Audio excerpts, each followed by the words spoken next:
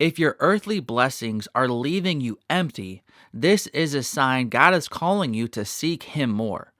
Another principle we can see in Jeremiah 29, verses 10 through 14, is that God's promise for good to His people is always God centered and not man centered. Notice what it says directly after Jeremiah 29:11 in verses 12 and 13. Then you will call upon me and come and pray to me, and I will hear you. You will seek me and find me when you seek me with all of your heart. God's promise of prosperity is not about earthly possessions. It's about God's presence. He promises good in verse 11, but then says that good will result in His people praying to Him and seeking Him. So one sign that God is calling you to seek Him more is if your unmet desires on earth are causing you to desire good from God.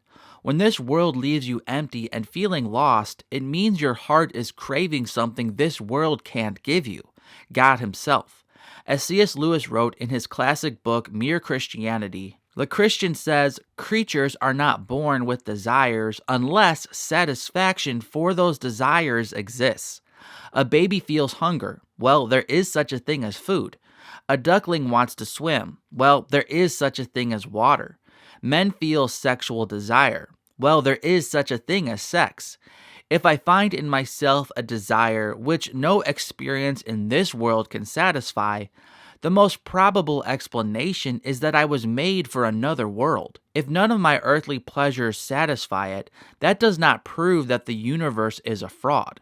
Probably earthly pleasures were never meant to satisfy it, but only to arouse it, to suggest the real thing. If that is so, I must take care, on the one hand, never to despise or to be unthankful for these earthly blessings, and on the other hand, never to mistake them for something else of which they are only a kind of copy, or echo, or mirage.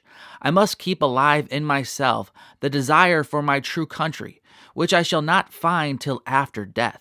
I must never let it get snowed under or turned aside. I must make it the main object of my life to press on to that country and to help others do the same.